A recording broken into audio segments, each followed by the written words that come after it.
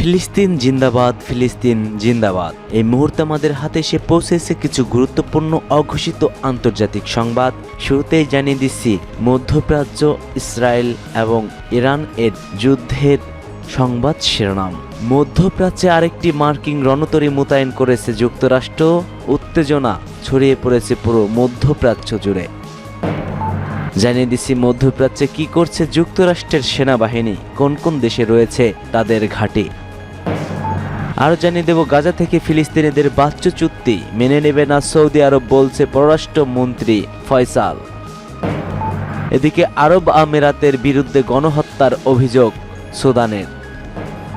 সর্বশেষ জানিয়ে দেব গাজায় যুদ্ধবিরতি চেয়ে 1000 সেনা বরখাস্ত করল নেতানিয়াহু। এতক্ষণ শুনছিলেন সংবাদ শিরোনাম, এবার বিস্তারিত। তবে তার আগে আপনি যদি ফিলিস্তিনকে ভালোবেসে থাকেন অবশ্যই কমেন্ট সেকশনে ইয়েস লিখে আপনার সমর্থনটি নিশ্চিত করুন। আর ভিডিওটি যদি ভালো লাগে অবশ্যই একটি লাইক করবেন। পরবর্তী আপডেট পেতে চ্যানেলটিকে সাবস্ক্রাইব করবেন এবং ভিডিওটি শেয়ার করে অন্যদের দেখার সুযোগ করে দেওয়ার জন্য অনুরোধ রইল।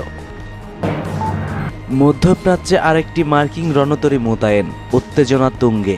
ইসরায়েল তাদের গুপ্তচর সংস্থার এক প্রতিবেদনের মাধ্যমে স্বীকার করেছে যে ইয়েমেন একটি আঞ্চলিক শক্তি এবং তাদের সামরিক সিদ্ধান্ত নেওয়ার ক্ষেত্রে উচ্চ স্তরের স্বাধীনতা রয়েছে। প্রতিবেদন অনুযায়ী সানার এই স্বাধীনতায় মূলত লোহিত সাগর ও এর সংলগ্ন জলপথে ইয়েমেনের সামরিক কার্যকলাপ রোধ ইসরায়েল, আমেরিকা ও তাদের মিত্রদের প্রচেষ্টাকে ব্যাপকভাবে জটিল করে তুলেছে।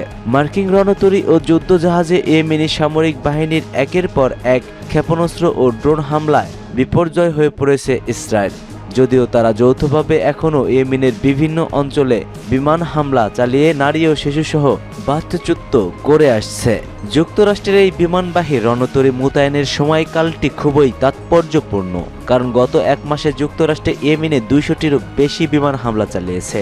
গত 15 মার্চ থেকে শুরু হওয়া এই হামলায় অন্তত অর্ধশতাধিক ইয়েমেনি নিহত হয়েছে। ইয়েমেনে তাদের এই সামরিক অভিযান শুরু হয় দেশটির সশস্ত্র গোষ্ঠী আনসারুল্লাহ সাম্প্রতিক নিষিদ্ধ সংগঠন হুতি এর ঘোষণার পর।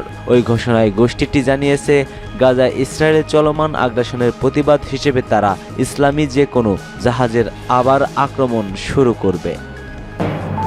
মধ্যপ্রাচ্যে কি করছে যুক্তরাষ্ট্রের সেনাবাহিনী, কোন কোন দেশে রয়েছে তাদের ঘাঁটি, জানিয়ে দিচ্ছি প্রতিবেদন। ইরানের পারমাণবিক কর্মসূচি নিয়ে মার্কিন প্রেসিডেন্ট ডোনাল্ড ট্রাম্প ক্ষমতায় আসার পর থেকে নানা হুমকি দিয়ে আসছেন। সাম্প্রতিক সময়ে কথার যুদ্ধে জড়িয়েছে তেহরান ও ওয়াশিংটন। ট্রাম্প সতর্ক করে বলছে, যদি তেহরান পারমাণবিক কর্মসূচিতে সীমানা আনে তাহলে এমন বোমাবর্ষণ হবে যা তারা আগে কখনোই দেখেনি। পশ্চিমা দেশগুলো সন্দেহ করছে ইরান গোপনে পারমাণবিক অস্ত্র তৈরি করছে, যদিও ইরান তা অস্বীকার করেছে। মধ্যপ্রাচ্য এমনিতেই অস্থির, গাজা যুদ্ধ থামেনি, ইয়েমেনে চলছে সংঘাত, লেবাননেও পুরোপুরি স্বস্তি ফেরেনি। এরই মধ্যে ইরানের সঙ্গে যুক্তরাষ্ট্রের তিক্ততায় আরও বড় পরিসরের সংঘাত বাড়ার আশঙ্কা তৈরি হয়েছে। এক প্রতিবেদনে এসব খবর তুলে ধরে আরব নিউজ।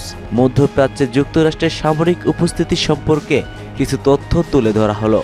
মধ্যপ্রাচ্যে কোথায় কোথায় কোন মার্কিন ঘাঁটি রয়েছে। যুক্তরাষ্ট্র বহু বছর ধরে মধ্যপ্রাচ্যে ঘাঁটি পরিচালনা করে আসছে। কাতারের আল উদেইদা বিমান ঘাঁটি, যা 1996 সালে নির্মিত হয়, বর্তমানে কর্মী সংখ্যার দিক থেকে সবচেয়ে বড় ঘাঁটি এটি। যুক্তরাষ্ট্রের সেনা বাহরাইন, কুয়েত, সৌদি আরব এবং সংযুক্ত আরব আমিরাতেও রয়েছে এদের অবস্থান।